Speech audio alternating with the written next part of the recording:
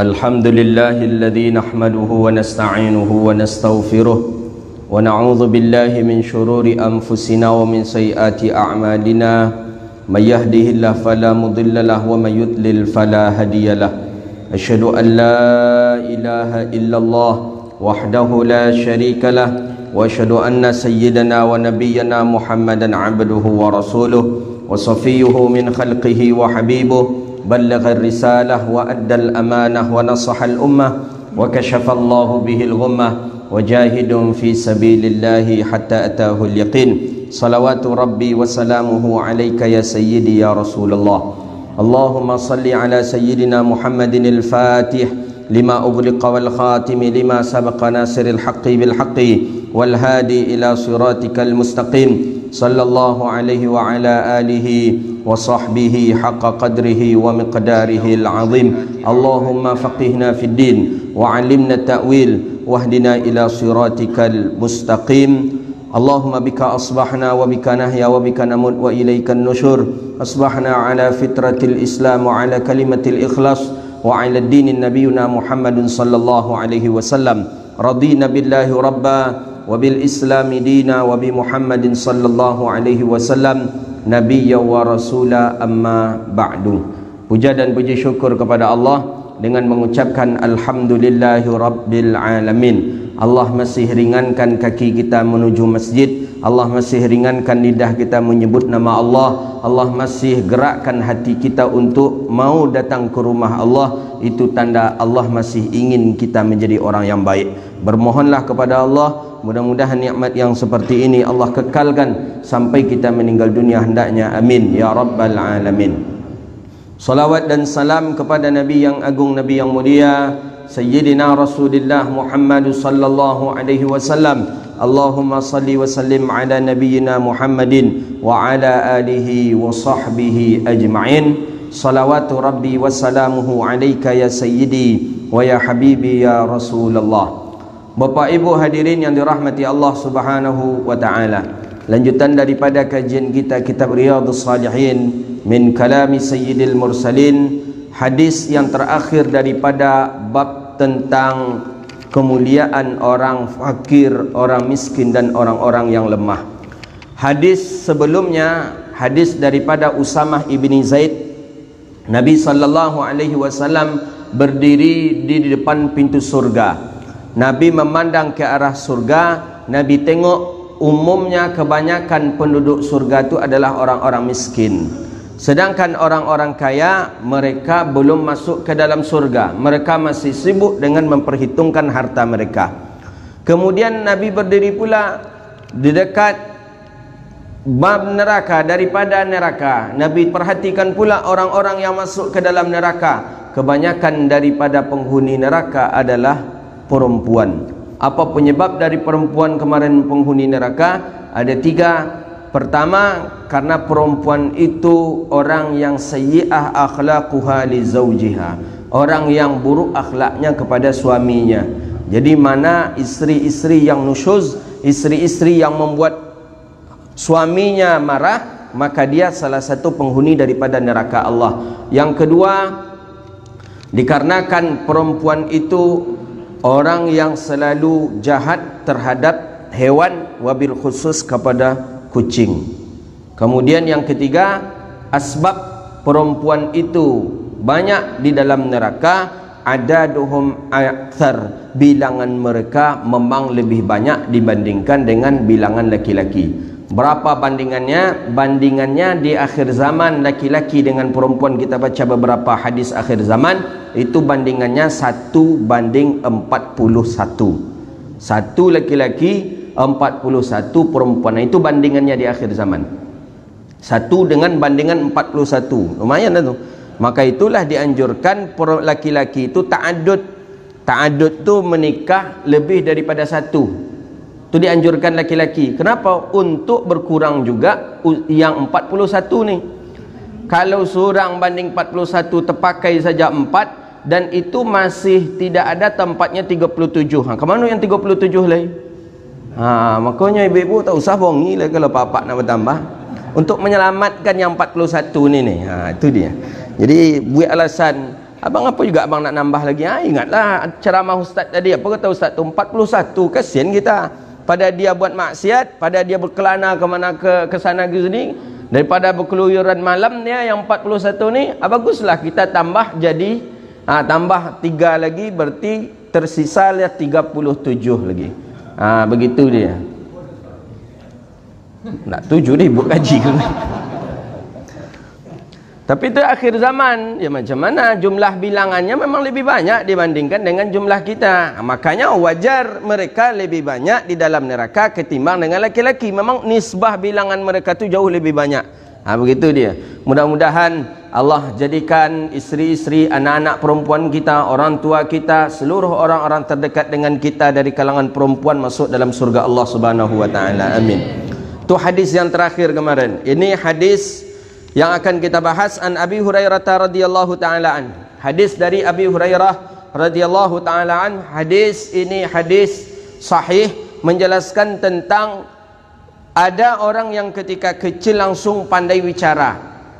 Tapi inti daripada hadis ini adalah bahawa kita tak boleh menyepelekan atau meremehkan orang yang lemah, walaupun dia seorang bayi, walaupun kadang anak-anak, tak boleh kita remehkan dia. Alah kau kecil dulu, tak usahlah ikut campur, macam tu tak boleh. Seperti kisah yang sebelumnya, Usamah ibni Zaid disuruh oleh Nabi SAW sebagai panglima perang. Banyak yang protes, yang senior masih banyak ya Rasulullah. Abu Bakar ada, Umar ada, Utsman ada. Kenapa Usamah bin Zaid yang baru ketika itu umurnya 17 tahun, belum banyak pengalamannya tentang perang? Kata baginda Nabi SAW, engkau meragui pilihanku, kata Rasulullah. Kemudian dicobalah ikut perang, dicobalah Usamah bin Zaid ketika itu memimpin perang, dan ternyata menang. Dan betul pilihan Nabi SAW tidak akan pernah melesetnya. Maka tak boleh kita meremehkan orang. Bayi pun tak boleh kita meremehkannya. Ini ada hadis tentang bayi yang berbicara ketika waktu kecilnya. Masih bayi sudah berbicara. Kita baru bicara anak-anak usia 2 tahun, 3 tahun, 4 tahun, 5 tahun baru jelas bicaranya. Ini ada yang baru saja lahir bicara ni, masih bayi. Bayi Mahdi ini ayunan ini, Mahdi ayunan. Jadi kata Nabi SAW, lam yukallam fil mahdi illa thalathah. Tidak ada yang berbicara ketika dibuayannya yang masih kecil kecuali ada 3. Jadi Mahdi itu memang buayan, anak yang masih dibuai, anak kecil, tapi dia bisa berbicara ada 3, kata baginda Nabi sallallahu alaihi wasallam. Dalam hadis ini 3, tapi dalam hadis riwayat Al-Waqidi itu ada disebut 8 orang-orang yang bisa berbicara ketika bayinya. Tapi dalam hadis ini itu 3 disebutkan. Mana yang 3 itu? Pertama, Isa bin Maryam. Ma'ruf dalam Al-Quran sudah ada kisah ini. Isa bin Maryam, Sayyidatuna Maryam, orang yang taat. Taat, ayahnya taat, kemudian ibunya taat, keluarganya taat. Kemudian Maryam tiba-tiba hamil dan melahirkan seorang anak. Kemudian Maryam datang kepada kaumnya, datang kepada keluarganya, kemudian Maryam diserang. Katanya Maryam telah melakukan perangai yang tak elok, Maryam melakukan perangai yang buruk, Maryam melakukan zina dan lain sebagainya. Akhirnya yang mengatakan bahawa Maryam tidak berzina adalah Nabi Isa alaihi salam. Ketika itu langsung Nabi Isa berbicara. Jadi kata Nabi Isa, ana Abdullah, saya adalah hamba Allah yang Allah utus ke dunia ini untuk membawa Injil, dan itu pedoman hidup kalian. Itu ketika itu Nabi Isa masih kecil. Kemudian yang kedua, yang berbicara ketika kecilnya Sahibul Juraij. Ada namanya dulu di zaman Nabi Isa seorang Bani Israel, namanya Juraij. Juraij namanya. Juraij ini kana Juraij rajulan abidan. Dia orang saleh. Dia orang yang abid, ibadah setiap hari. Fattakhadha sauma'ah. Dia sengaja menjadikan satu tempat, di tempat tu dia ibadah. Kalau Bani Israel dulu, kalau kita bahasa kita sekarang masjid lah. Tapi di zaman Bani Israel dulu mana ada masjid? Belum ada, karena Islam Muslim ketika itu syariat Nabi Muhammad belum ada. Zaman Nabi Isa dia buatlah bangunan yang indah, dia buat bangunan yang cantik, maka melakukan ibadahlah Jurayj ini di dalam itu. Fa'atat ummuhu, datang ibunya. Jadi ibu Jurayj datang, sedangkan Jurayj ini sedang salat, Jurayj ini sedang bermunajat, Jurayj ini sedang beribadah kepada Allah. Faqala, tak diindahkannya ucapan ibunya oleh si Jurayj. Jurayj tetap asik ibadah kepada Allah, salat, berdoa, berzikir kepada Allah. Tak diindahkan panggilan ibunya oleh Jurayj. Faqala, kemudian Jurayj mengatakan di dalam salatnya, ya Rabbi, ummi wa salati. Ya Allah, hai Tuhanku, ini ibuku memanggilku dan aku sedang salat. Fa aqbala ala salatihi fansarafat. Setelah selesai salat, tengok ibu pun tak ada, dia lanjutkan salatnya lagi. Besoknya macam tu juga, datang lagi ibu, dia sedang salat, dia munajat. Sang ibu memanggil, ya Jurayj, hei Jurayj, kata ibu. Ibu memanggil, kemudian Jurayj sama seperti sebelumnya. Kata Jurayj, Rabbi ummi wa salati. Tuanku, ibuku datang dan aku sedang salat. Dalam hatinya dia sedang salat. Kalau dia orang alim, mestinya kalau ibu memanggil, kalau solat sunat, boleh kita membatalkannya. Kan ada pendapat ulama itu dalam hadis Nabi. Tapi kalau solat fardu, tak boleh. Tapi Jurayj ni tak dia batalkan solatnya. Ibunya dah memanggil-manggil. Besoknya macam tu juga. Akhirnya ibunya emosi. Ni, ibu emosi. Fa'aqbala ala salat. Falamma kana ghada wa yusalli. Ibu emosi. Faqalat, apa kata ibu? Allahumma la tumithu hatta yanzura ila wujuhi mumisat. Ya Allah, jangan matikan si Jurayj sebelum aku melihat ila wujuhil mumisat, sebelum aku melihat bahwasanya si Jurayj ini bermasalah dengan dengan pelacur, dengan perempuan malam. Jadi doa ibu ni, ya Allah, sebelum, jangan matikan si Jurayj ni sebelum aku menengok langsung dia bermasalah dengan perempuan. Jadi ibu ni doanya, bermasalah lah wang jupelusi, begitulah dia. Bermasalahlah engkau dengan pelacur. Begitu bahasa ibu kepada anak. Saking kesalnya ibu si Jurayj ini. Memang tak boleh sebenarnya kita berdoa seperti itu, tak boleh.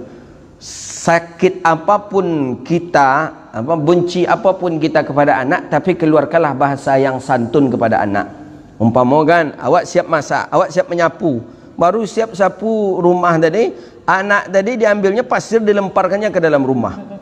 Ada itu degil, ya, waktu itu kecil lah. Kan macam itu tu, jangan langsung bahasa yang kasar keluarkan ke anak. Kau ni tak butak ni, kata dia. Kau ni jahat ni, kau dia degil. Tak usah seperti itu, tak usah kita keluarkan. Keluarkanlah kalimat yang santun. Dia nak, mudah-mudahan jadi ulama besar engkau nak. Seperti doanya ibunya Sudais, Imam Sudais, Abdurrahman Sudais, Imam besar Masjidil Haram. Itu pernah tersakiti hati ibunya. Saya mendengar, saya membaca akhbar, membaca cerita dari Syekh Abdurrahman Sudais. Jadi ibunya siap menyapu, dia habis main bola. Jadi habis main bola macam itu tu, badan basah, badan berlulu, berlumpur, masuk ke rumah. Masuk ke rumah tu pun berlari-lari pula di rumah, belum langsung ke kamar mandi, berlari-lari. Hati ibu tersinggung, tapi ibu nak jadi imam besar Masjidil Haram lah kau nak, katanya. Kata ibunya, ternyata betul, besar Allah takdirkan jadi imam besar Masjidil Haram. Nah, itu dia Al-Imam Abdurrahman As-Sudais. Pokoknya kita ibu-ibu, sesakit apapun hati kita, semarah apapun kita kepada anak, ucapkanlah kalimat yang elok kepada anak-anak kita. Jangan melaknat anak, cilaku engkau mah, kata ni. Ada bahasa-bahasa itu biasanya orang-orang kampung kita banyak mengucapkan kalimat itu biasanya itu. Mendoakan doa yang tak elok kepada anak tidak dibolehkan dalam pandangan Islam. Allahumma la tamithu hatta yanzura ila wujuhil mumisat. Ya Allah, jangan matikan dia si Jurayj ini sehingga dia punya masalah dengan perempuan. Dia punya masalah dengan perempuan-perempuan yang jahat. Fatadzakara banu Israil Jurayjan wa ibadatuhu. Kemudian orang-orang yang iri kepada Jurayj mulai banyak. Kalau kita ahli ibadah, orang iri banyak. Syaitan mulai bekerja syaitan mulai mempengaruhi orang-orang untuk mengganggu Juraid ibadah. Tapi doa ibu tadi dahsyat rupanya. Wa kanat imra'atun baghiyah yatamathalu bihusniha. Datanglah perempuan, maaf, pelacur tadi, perempuan yang tidak baik akhlaknya tadi, datanglah menggoda, disuruh oleh orang-orang Bani Israel, engkau godalah si Juraid. Laki-laki ini pasti tergoda oleh perempuan. Itu dia. Jadi laki-laki ini pantang menengok nanancak. Kalaulah menengok nanancak di rumah, walaupun lebih ancak pada nan datang, lupa nan di rumah tadi. Tu kalau laki-laki, error dia. Laki-laki tu. Juraid dicobalah. Datang perempuan tadi yang disuruh oleh kaum Bani Israel mengganggu si Juraid ini. Diganggu si Juraid, diganggu Juraid, tapi Juraid tidak bisa terganggu. Tak mau Juraid. Diajak untuk, jangankan untuk nak berhubungan yang tak elok, untuk berbicara saja Juraid tak mau.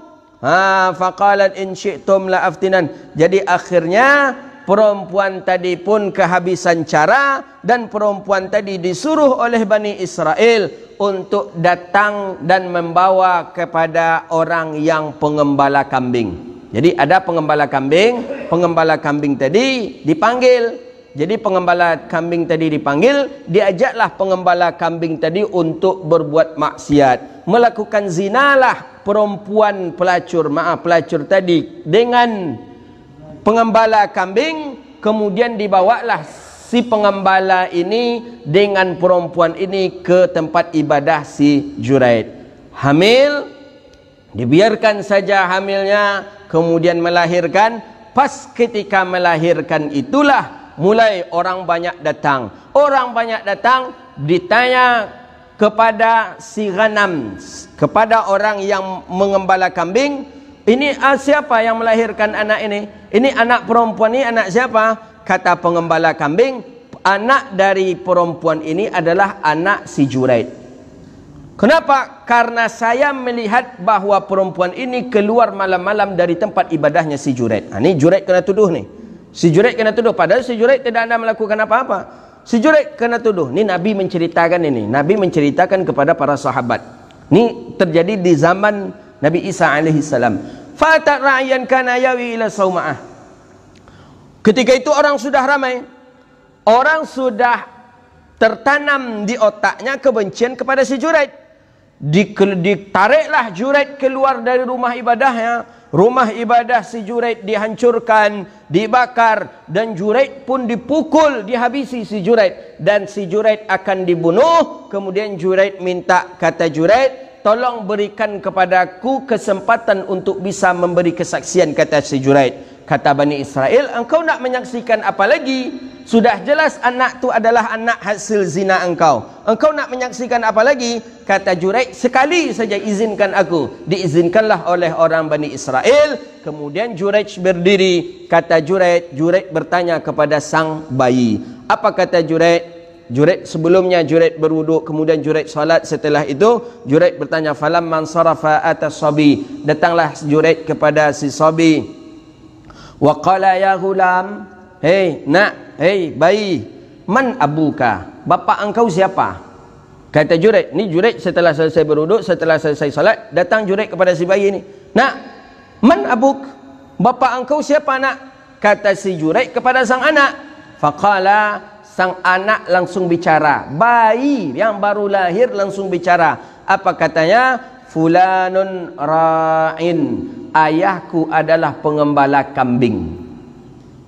Langsung dia bicara seperti itu dan didengar oleh semua orang. Ayahku pengembala kambing, fulanan ra'in, ayahku pengembala kambing. Fa'aqbalu ala Juraid yuqabbilunahu wa yatamassahuna bihi. Kemudian barulah orang-orang yakin kepada Juraid dan dibangunkanlah rumah ibadah kembali untuk si Juraid. Jadi yang kedua, anak bayi yang pandai berbicara adalah bayi yang menyelamatkan si Juraid. Siapa si Juraid? Juraid yang didoakan oleh ibunya bermasalah dengan orang pezina dan tertuduhlah si Juraid itu melakukan zina. La u'iduha min tinin kama kanat. Jadi oleh karena itu si Juraid tidak melakukan zina, si Juraid tidak melakukan apa-apa, tapi karena doa sang ibu Juraid mulai sadar. Kata Juraid, di mana letak kesalahan saya? Ibadah sudah rajin, munajat sudah rajin, ternyata sedikit saja melakukan kesalahan, tersinggung hati orang tua. Ini yang kita khawatirkan nih Bapak Ibu yang dirahmati Allah. Yang masih hidup orang tua, jangan sampai tersinggung hati orang tua, sedikit pun jangan. Kita sampai menangis kadang orang tua oleh kita kadang. Jangan sampai tersinggung saja orang tua kita, murka Allah langsung ada pada diri kita. Wa'iyadzubillah. Yang ketiga, siapa lagi yang pandai berbicara? Fa bainama sabiyyun yarda'u min ummihi. Ini yang ketiga. Ini Nabi menceritakan ini. Jadi kata Nabi yang pandai berbicara itu pertama Nabi Isa, yang kedua bayi yang membantu si Juraid, yang ketiga ada seorang bayi yang sedang disusui oleh ibunya. Bayi tadi disusui oleh ibunya. Famarra rajulun raqibun ala dabbatin. Lewatlah seorang laki-laki yang gagah perkasa, pakaiannya gagah, orangnya tampan, lewat dengan memakai kuda, dabbah, kuda. Farihatan, yang gagah perkasa, wasyaratan husna, dan bagus, tampannya bagus, pakaiannya elok. Faqalat ummuhu, kemudian ibunya sedang menyusui sang bayi tadi, ibunya berdoa. Apa kata ibunya? Allahumma ja'al ibni misla hadha. Ya Allah, jadikanlah anakku seperti orang yang lewat itu. Jadi ibunya menginginkan anaknya ini seperti orang yang baru lewat nih. Fa aqbala ilai fa nadhara ilai. Langsung sang anak melepaskan susu tadi, sang anak melepaskan mulutnya dari putik ibunya, kemudian menengok kepada laki-laki yang sedang lewat tadi. Kemudian anak tadi berdoa pula, Allahumma la taj'alni mithluh. Ya Allah, jangan jadikan aku seperti dia. Jadi bertolak belakang dengan doa ibu. Ibu menginginkan anaknya seperti yang lewat itu, sedangkan anak tak ingin seperti yang lewat itu. Fa akan yanzur ila Rasulillah sallallahu alaihi wasallam wa huwa yahki irda'ahu fa asabi'ihi sababan fi fihi faja'ala yasumuhu thumma qala. Jadi kata sahabat, aku memperhatikan Nabi bercerita tentang itu, dan memang Nabi serius menceritakan tentang itu. Wa maru bi jariyah, kemudian sambil menyusu lagi sang anak, setelah itu berdoa, kemudian menyusu sang anak balik. Ketika anak menyusu tadi, bijariyatin wahum yadribunaha, ada seorang budak yang tak jauh dari tempat susuan tadi dipukul ramai-ramai oleh orang. Karena orang memukulnya, orang beranggapan annaha zanitin wasarakti, bahwa perempuan budak tadi berzina dan perempuan budak tadi mencuri. Jadi karena tuduhan mencuri, karena tuduhan berzina, dipukul, dihabisi oleh orang. Kemudian wahiyya taqul, sedangkan budak tadi mengatakan hasbiyallahu wa ni'mal wakil, hasbiyallahu wa ni'mal wakil, hasbiyallahu wa ni'mal wakil. Ini salah satu doa yang kita baca apabila ada kemudaratan kepada kita, seperti dituduh orang atau kita sedang ada masalah, bagus membaca hasbiyallah wa ni'mal wakil. Salah satu amalan nanti di hari Ashura 10 Muharram, 10 Muharram hari Ashura, membaca hasbiyallah wa ni'mal wakil, ni'mal maula wa ni'mal nasir sebanyak 300 kali. Hasbunallah ni'mal wakil, ni'mal maula, ni'mal nasir. Hasbunallah ni'mal wakil, ni'mal maula wa ni'mal nasir. InsyaAllah kalau tak salah 10 Muharram itu hari Sabtu 29 Agustus. Kalau tak salah 29 Agustus 10 Ashura. Saya punya ijazah hadis musalsal yang sampai sanadnya ke Rasulullah, khusus meriwayatkan hadis itu di hari Ashura saja. Nanti kalau memang hari Sabtu itu 2 pekan lagi itu jatuhnya hari Ashura, saya akan ijazahkan kepada Bapak Ibu ijazah musalsal biyaumil Ashura. Jadi musalsal itu sanadnya sampai ke Rasulullah. Saya kepada guru saya kepada gurunya, gurunya kepada gurunya, sampai ke Rasulullah. Sama seperti riwayat hadis musalsal biyaumil Arafah. Jadi hadis itu bolehnya kita meriwayatkan memang di hari Ashura saja. Selain dari hari Ashura tak bisa kita meriwayatkan hadis itu, karena hadis itu khusus di hari Ashura. Sabtu depan, Sabtunya lagi. Itu 10 Muharram atau yang disebut dengan hari Ashura. Kita dianjurkan berpuasa 9, kemudian tanggal 10 Ashura. Jadi ini zikir di hari Ashura. Hasbiyallah ni'mal wakil, ni'mal maula, ni'mal nasir. Kata budak tadi, pada budak tadi dipukul, budak ni dipukul oleh orang ramai. Faqalat ummuhu, ibunya yang sedang menyusukan anak tadi berdoa, Allahumma la taj'al ibni mislaha. Ya Allah, jangan engkau jadikan anakku ini seperti budak itu. Jangan jadikan anakku ini seperti budakku. Anak sedang menyusu. Fataraka ridha wa nadhara ilaiha. Ditinggalkan, maksudnya dilepaskanlah mulutnya dari putik sang ibu, susu sang ibu. Fanadhara ilaiha. Kemudian anak menengok kepada budak yang dipukul tadi. Faqala, kemudian sang bayi tadi berdoa pula dia, Allahumma ja'al mislaha, Allahumma ja'alni mislaha. Ya Allah, jadikanlah aku seperti budak itu. Ini memang berlawan dengan ibu doanya.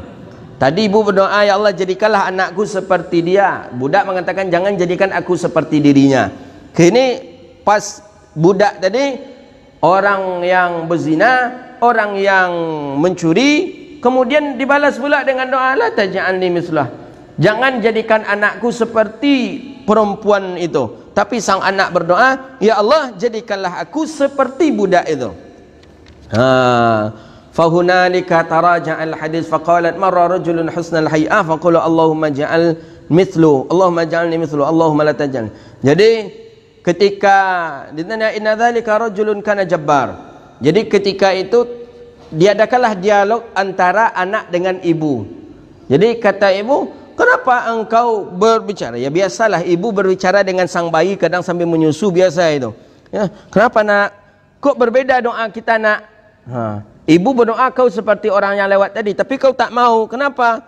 Kata sang anak, ibu, kata sang anak, inna dzalika rajulan kana jabbara. Laki-laki yang berjalan tadi itu, bu, bukan orang baik. Jabbara, orang sombong, orang angkuh. Maka aku tidak ingin seperti orang yang angkuh itu. Dan kenapa dengan budak yang dipukul oleh orang dan dia berzina dan dia mencuri dan engkau menginginkan seperti itu? Fakultu, kemudian sang anak menjawab, inna yaqulu dzaniyat wa lam tazni. Siang tadi itu tuduhan saja, dia tak melakukan zina dan dia tidak melakukan pencurian. Allahumma ja'alni mislaha. Maka aku berdoa agar aku dijadikan Allah seperti perempuan itu. Jadi hadis yang terakhir ini bahwa pertama, walaupun dia seorang budak tak boleh kita sepelekan. Maka orang yang lemah tak boleh kita sepelekan. Yang kedua, persaksian bayi yang seperti itu yang bisa berbicara dalam hak, dalam kacamata syariat, boleh dia untuk berjadi saksi. Memang mestinya kalau dalam hukum persaksian itu, seseorang yang boleh menjadi saksi itu adalah seseorang yang sudah berakal balik. Jadi kalau si bayi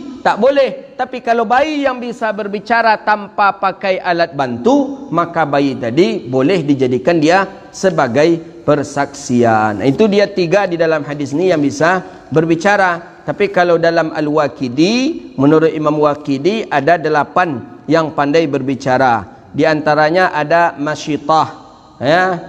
Masyitah anak daripada Masyitah. Masyitah ni tukang sisir daripada anak-anak Fir'aun. Masyitah, tukang sisir anak Fir'aun. Jadi Fir'aun ini baru tahu kalau Masyitah ini beriman kepada Allah. Berbeda, tak mau Masyitah ini beriman dengan Fir'aun. Fir'aun mengajak agar orang-orang beriman dengan dia. Yang Tuhan itu cuman Fir'aun.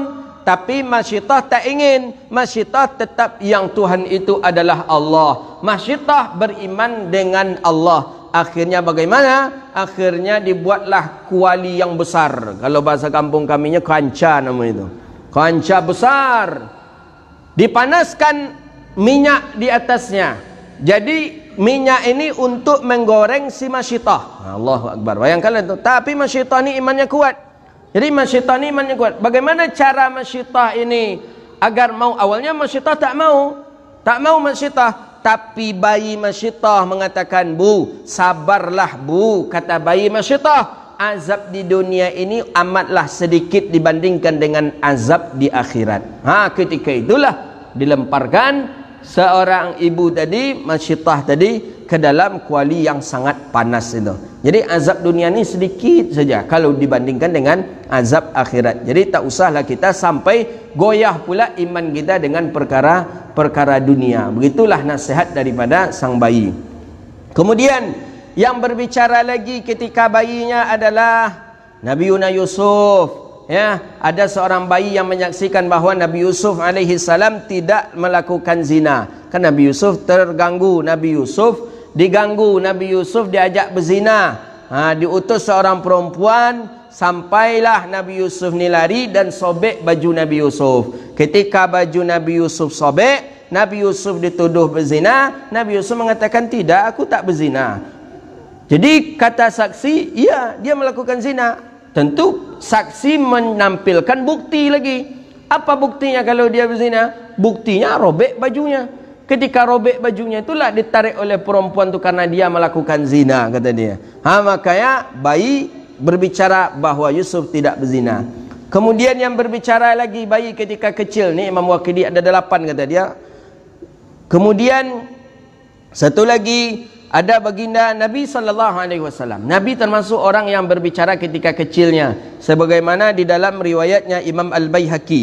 Nabi berbicara. Jadi Nabi ketika disusui oleh Halimatus Sa'diyah, awal pertama Halimatus Sa'diyah menyusui baginda Nabi. Setelah disusui oleh Halimatus Sa'diyah, Nabi melepaskan susuan itu. Kemudian Nabi membaca Allahu Akbar kabira, walhamdulillahi katsira, wa subhanallahi bukratan wa asila. Dan itu suara yang keras, dan suara itu didengar oleh Halimah Sa'diyah. Itu kalimat yang dibaca oleh Nabi. Jadi menyusu dengan Nabi.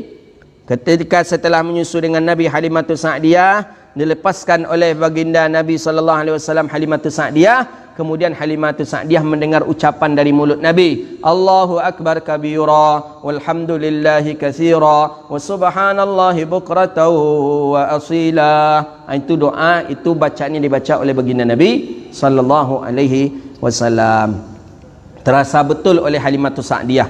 Kalau kita baca buku-buku tarikh, buku-buku sejarah, Halimah Sa'diyah ini termasuk perempuan yang boleh dikatakan kehidupannya biasa-biasa saja, dan mungkin di bawah garis kemiskinan lah, begitu dia Halimah Sa'diyah. Tapi kata Halimah Sa'diyah, semenjak aku menyusui Nabi Muhammad SAW, semenjak menyusui Nabi Muhammad, Halimah Sa'diyah tak pernah kurang makanan di rumahnya.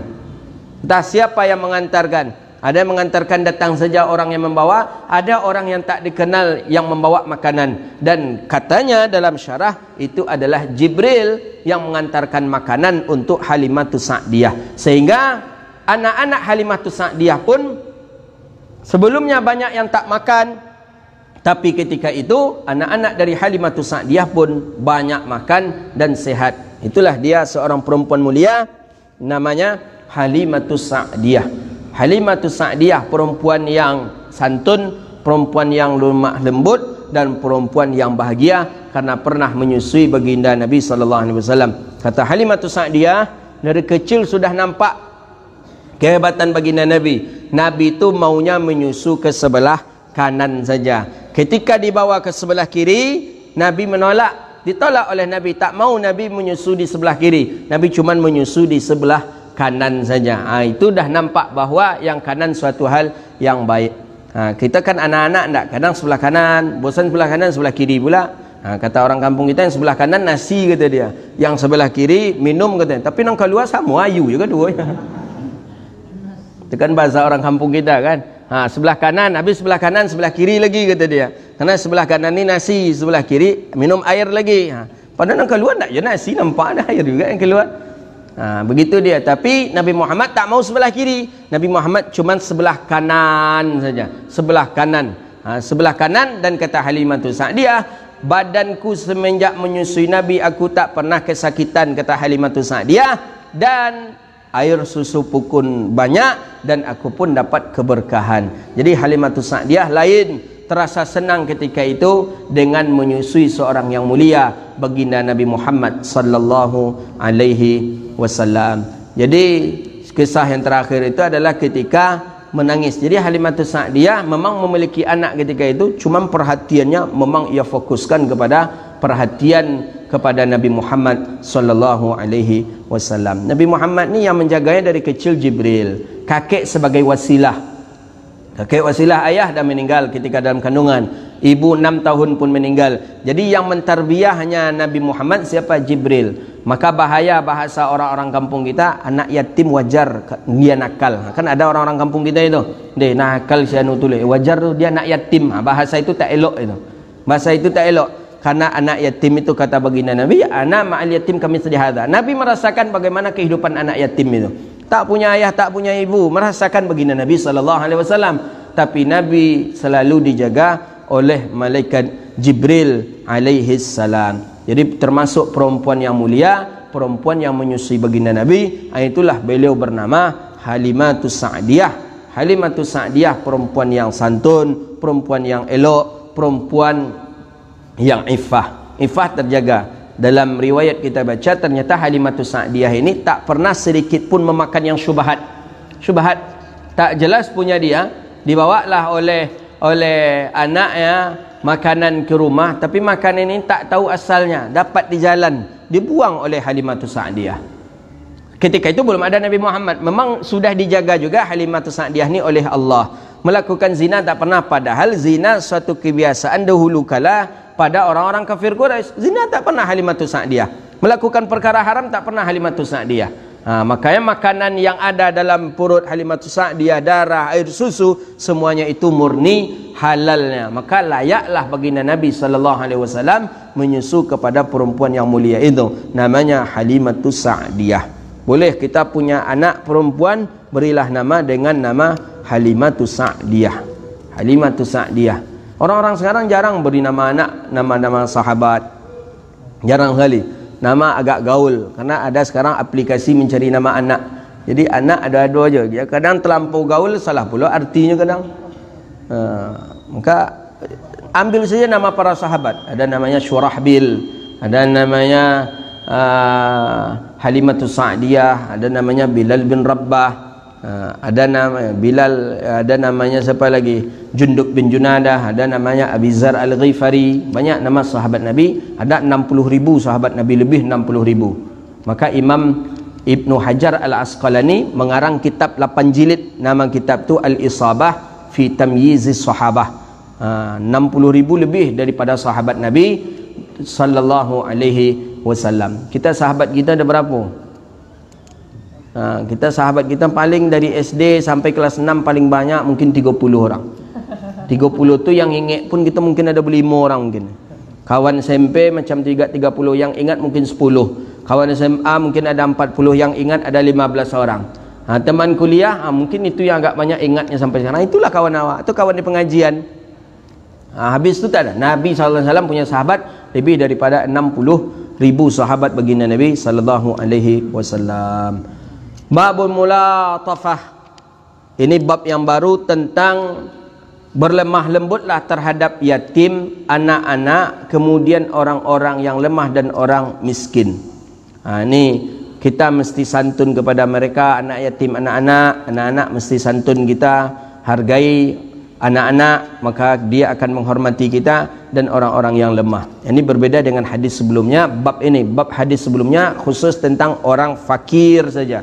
Orang-orang fakir, orang-orang yang tidak memiliki apa-apa. Hadis bab pada ini menjelaskan tentang anak yatim, anak perempuan, kemudian daripada orang-orang yang lemah dan orang-orang yang miskin. Allah Ta'ala memulai dengan Imam Nawawi memulai dengan ayat Allah, waqfid janahaka lil mu'minin. Waqfid janahaka lil mu'minin. Dan tunduklah, berlemah lembutlah engkau bagi orang mukmin.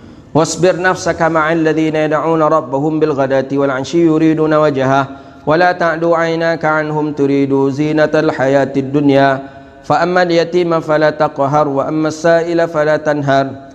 Dan adapun anak yatim maka jangan engkau hardik, jangan engkau bentak. Tak boleh mengucapkan kalimat seperti itu kepada anak yatim, walaupun dia nakal. Ustaz, walaupun dia nakal tak boleh. Man rafa'a yadayhi lil aitam, siapa yang mengangkat tangannya kepada anak yatim, maka akan Allah potong tangannya di hari kiamat. Maka hati-hati kita jangan cepat mengangkat tangan, apalagi memukul anak yatim, tak boleh. Ya, kita sebagai guru perhatikan betul anak yatim tadi, jangan asal-asal pukul saja. Kalau boleh masih ada ayah maknya, nak apa dah picit seketik nak apa. Tapi kalau anak yatim, jangan, bahaya. Fala taqhar, makanya harus kita tanya dulu sebelum memicik anak yatim orangnya, hendaknya baru picit. Kalau anak yatim usuk kepalanya. Sebelum picit walau emosi tu, anak yatim orangnya, hendak paknya picit seketik tu. Anak yatimnya, iyo paknya gusuk kepalanya. Ada anak-anak yang memang agak lugu dia. Jadi kan apalagi pas Muharram ini kan ada itu santunan anak yatim. Jadi di RT itu dipanggillah semua anak-anak yatim, diundang anak-anak yatim untuk datang ke masjid mendapat santunan anak yatim. Ada satu anak-anak yang memang kehidupannya tidaklah kaya, kehidupannya miskin, biasa saja, cuman tinggal di lingkungan RT itu. Indahnya tembau-imbau ke mungkur. Kawannya terpanggil semuanya untuk mendapatkan amplop santunan anak yatim. Dia tak dapat-dapat. Jadi kata dia kepada orang, dia berdiri, "Pak, itu semuanya teman-teman saya tu berdiri dapat amplop," kata dia. "Saya kok tidak," kata anak tadi. Jadi kata pengurus, "Nak, ini yang berdiri ini anak yang tidak ada ayahnya, ini anak yatim." "Oh begitu. Anak ada ayah?" "Ada, ayah di rumah." Itulah maka anak tak dapat. "Oh yelah." Pulang anak pulang disampaikan. Ini ceritanya fakta ini, bukan cerita apa-apa, fakta ini. Fakta. Pulang anak pulang, ayahnya memang ayahnya dah lama sakit, dah berbulan ayahnya sakit, tak bisa berjalan, tak bisa berdiri, tak bisa bekerja. Jadi anak pulang, kata anak kepada maknya, "Mak, bagus rupanya kalau ayah tu mati ya mak," kata dia. "Apa tu?" "Teman-teman tu semuanya dapat dia uang, dapat amplop," kata dia, "di masjid itu. Kita apa tak dapat mak," katanya. "Itulah ayah ni cepatlah matinya mak," kata dia. Ini fakta ini, ada ternyata. Jadi yang membuat cerita ini disampaikan ke saya pun saya sampaikan kepada petinggi negeri ini tanda ada apa ini? Ini tanda berarti mereka ini yang miskin ini, yang ayahnya sakit ini tak pernah diperhatikan, berarti ini tak pernah diperhatikan. Santunilah dia. Dia dah lama tak bekerja, dah 5 bulan tak bekerja, penghasilan tak ada. Jadi yang bekerja sebagai tulang punggung keluarga istrinya. Jadi istri ini kerjanya jam 7 sudah pergi ke rumah orang, pel rumah orang, sapu. Habis jam 10 mencuci pakaian orang. Nanti jam 2 menggosok. Nanti pulangnya sore saja sang ibu. Ia paling membawa duit dalam sehari itu 80.000. Itulah yang menghidupkan keluarga tadi. Wajarlah anak berbicara seperti itu. Jadi bagaimana solusinya? Santuni dia. Bawa berobat dia. Kan kita kan bisa nih. Kan ada yang orang yang mampu dari kalangan kita. Jadi saya sampaikan langsung seperti itu wajib harus dilihat itu. Ya Ustaz, kata jamaah, ya ada jamaah yang sampaikan ke saya, kumpulkan duit jamaah ada, kumpulkan sum-sum bersama-sama, serahkan ke dia, berikan ke dia, sehingga jangan kita nanti khawatir ketika amaknya pekojo nanti ada ambilnya ada anak tadi apa, ambilnya apa namanya penokok atau apalah, atau paku atau apalah, langsung aja pelambeknya ayah kemana, gas aja lah kata dia kan. Itu dia. Jadi anak yatim fala taqhar. Anak yatim orang yang mulia, fala taqhar, jangan sampai kita bentak, jangan sampai kita pukul, tak boleh. Jangan sampai kita menyakiti anak yatim. Maka Nabi mengatakan, "Ana ma'al yatim kamitsli hadza." Saya bersama anak yatim seperti ini, kata Rasulullah sallallahu alaihi wasallam. "Ara'aita alladhi yukadzibu bidin? Fadzalikal ladzi yad'ul yatim." Orang yang mendustai agama Allah adalah orang-orang yang membiarkan atau menganiaya daripada anak yatim, walahuddu ala ta'amil miskin. Hadis pertama, An Sa'd bin Abi Waqqas. Sa'ad bin Abi Waqqas ini sahabat Nabi yang terkenal. Sa'ad bin Abi Waqqas ni imannya kuat, bukti imannya kuat, dia termasuk orang yang awal masuk ke dalam Islam. Sa'ad bin Abi Waqqas termasuk orang yang awal masuk Islam di kota Makkah. Sa'ad bin Abi Waqqas ini sahabat baginda Nabi sallallahu alaihi wasallam. Dia bersama para sahabat baginda Nabi sallallahu alaihi wasallam membantu Nabi dalam perang, dan terakhir Sa'ad bin Abi Waqqas meninggal dunia ketika perang Badar bersama dengan beberapa orang sahabat. Tapi Sa'ad bin Abi Waqqas tidak ketika perang Badar, tapi Sa'ad bin Abi Waqqas bermohon kepada sang anak, berwasiat kepada anak, ketika ayah meninggal nanti, nak, kafanilah ayah dengan pakaian yang ayah bawa ketika perang Badar. Begitu dia. Jadi ada pakaian yang terbiasa kita pakai dalam ibadah, boleh berpesan kepada anak kita untuk dikafani dengan itu. Sa'ad bin Abi Waqqas berpesan seperti itu kepada anak. Kalau ayah nanti meninggal dunia, nak, kafani ayah dengan pakaian jubah yang ayah pakai ketika perang. Boleh, karena ayah ingin menghadap Tuhan, ayah ingin menghadap Allah sedang dalam keadaan memakai pakaian perang itu. Jadi boleh kita. Dan ada para wali min awliyaillah seperti itu. Dia setiap solat pakai jubah itu, setiap solat pakai jubah itu. Jadi kalau dah selesai solat, dibuka jubah, digantungnya. Kemudian setelah itu dia solat pakai jubah tadi. Jadi ketika dia meninggal dunia, dia ingin dikafani dengan jubah itu. Boleh, tidak mengapa. Ada pakaian khusus yang kita pakai untuk ibadah. Kemudian meninggal dunia kita pakaikanlah daripada jubah atau pakaian orang yang biasa memakai solat tadi. Boleh, tak mengapa. Dalam syariat tidak mengapa, dibolehkan dia. Kalau jas, berarti jas macam ni lah kan. Jas ni terbiasa pakai buat puji ceramah, mengaji. Pas meninggal pakai pula jas. Tu apa beda aja orang situ tu lah. Nya meninggal pakai jas, belanya pakai dasi. Kita pakai pula jas. Enggak, jas janganlah. Ada yang mengatakan jas ini termasuk pakaian ahli mubtadi', ahli bid'ah. Ada yang mengatakan jas ini pakaian yang pertama kali dipakai oleh orang-orang authan. Authan ni orang-orang yang menyembah berhala. Jadi sebelum menyembah berhala, dia pakailah jas, kemudian dia sembah berhala. Memang pakai dasinya. Jadi ustaz, kenapa pakai jas? Ada satu kaedah. Kaedah dalam fikih mengatakan al-adatul mansiyah tubihul mahdhurah. Adat kebiasaan yang lama itu yang sudah terlupakan, maka itu menggugurkan keharamannya. Sama pakai sendok. Pakai sendok makan. Yang pakai sendok itu siapa pertama kali yang pakai sendok makan? Nabi tak pernah mengajarkan pakai sendok. Nabi pakai tangan. Berarti yang pakai sendok itu pun kebiasaannya orang-orang kafir. Tapi itu kan adatul mansiyah, kebiasaan yang sudah lama dan terlupakan. Maka ketika kita pakai sendok, boleh, tidak mengapa. Tidak jadi kepada hukum man tasyabbaha biqaumin fahuwa minhum. Begitu dia. Ada yang mengatakan peci nasional ini termasuk peci ahli mubtadi', ahli bid'ah. Jadi karena Nabi tak pernah pakai peci nasional. Ya karena memang orang Indonesia dulu ada membuat peci modikole. Jadi peci ini peci nasional, peci kebanggaan. Tidak sampai ke tahap inilah yang mengatakan pakaian itu pakaian ahli syubhat. Enggak. Jadi kalau gitu pakai sorban, semua orang pakai sorban. Seperti orang-orang ahli Sudan. Orang-orang Sudan memang pakaiannya pakaian sorban, tak ada ini. Tapi kalau ini kita bawa ke Timur Tengah, orang-orang tu banyak ingin mengambil peci kita. Malah dia ganti dengan apapun dia mau, karena ingin mereka memiliki peci hitam seperti ini. Itu dia. Jadi walaupun peci ini tidak ada dalam syariatnya, tapi peci ini dicintai juga oleh orang-orang luar sana.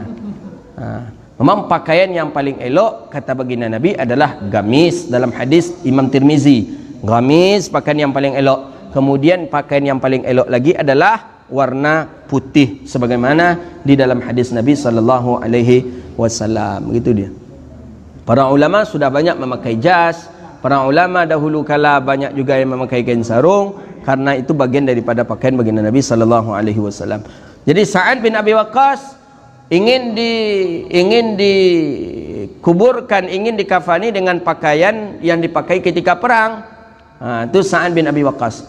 Qala kunna ma'an Nabi. Jadi apa kata Sa'ad bin Abi Waqqas? Kami bersama Nabi sallallahu alaihi wasallam ada 6 orang. 6 orang Sa'ad bin Abi Waqqas bersama teman-temannya, bersama Nabi sallallahu alaihi wasallam. Faqala al-musyrikun, datanglah pembesar orang-orang musyrik, pembesar orang-orang kafir.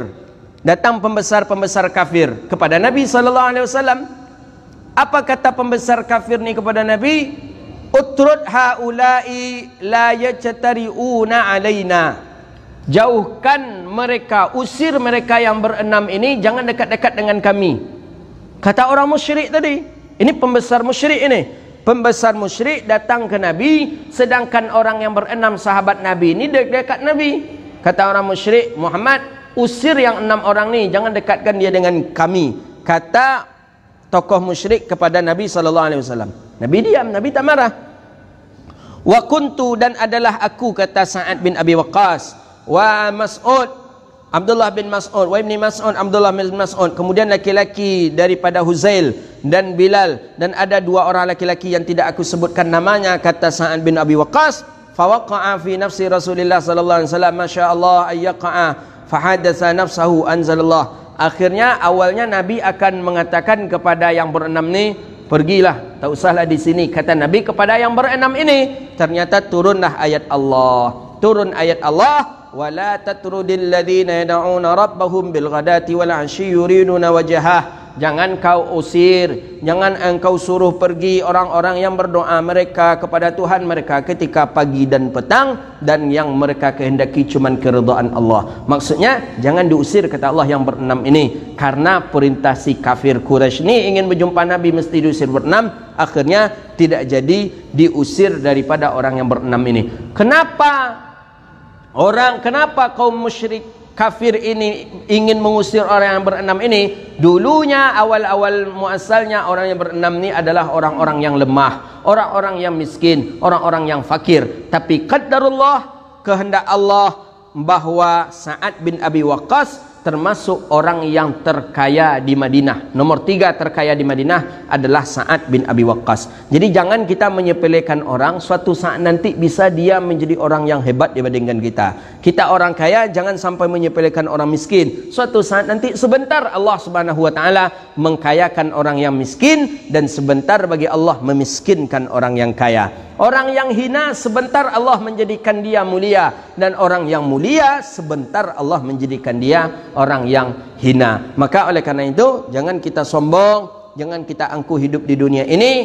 Kita sebagai penguasa syukuri dengan itu dan amanahlah dengan itu, dan jangan sedikit sombong. Kita orang yang fakir, orang yang lemah, jangan pula kita tidak sabar. Sabarlah dengan kelemahan dan kefakiran itu, bahwa ada masanya Allah akan memuliakan kita. Nah, itulah kajian kita hari ini. InsyaAllah akan kita sambung di pengajian yang akan datang insyaallah. Rabbana atina fid dunya hasanah wa fil akhirati hasanah wa qina adzabannar. Allahumma faqihna fid din wa 'allimna at-ta'wil wahdina ila siratikal mustaqim. Allahumma barik lana fi auladina wa dhurriyyatina wahfazhum wa la tadurruhum wafiqna wafiqhum li ta'atik warzuqna birrahum bi rahmatika ya arhamar rahimin. Allahumma a'izzal Islam wal muslimin. Allahumma ansur li ikhwanana al mujahidin fi kulli makan ya rabbal alamin. Allahumma barik lana fi auladina. Allahumma ja'alna ahlana wa auladana min ahli al ilmi wa ahli al khair, wa la taj'alna wa iyyahum min ahli as-su'i wad dari wal jahli bi rahmatika ya arhamar rahimin. Allahumma inna nas'aluka taubata wal inabah wal istiqamata ala syari'atil gharra wat tariqatil bayda bi rahmatika ya arhamar rahimin. Allahumma inna nas'aluka mujibati rahmatik wa azaima maghfiratik wal ghanimata min kulli bir was salamata min kulli ismi wal fawza bil jannati wan najata minan nar. La tada' lana zanban illa ghafartah, wa la hamman illa farajtah, wa la maridan illa syafaitah, wa la 'asiran illa yassartah, wa la hajatan min hawaijid dunya wal akhirah illa qadaitahu yassartaha bi rahmatika ya arhamar rahimin. Rabbana atina fid dunya hasanah wa fil akhirati hasanah wa qina adzabannar. Subhanakallahumma wa bihamdika asyhadu an la ilaha illa anta astaghfiruka wa atubu ilaik. Walhamdulillahi rabbil alamin. Demikian, mohon maaf. Assalamualaikum warahmatullahi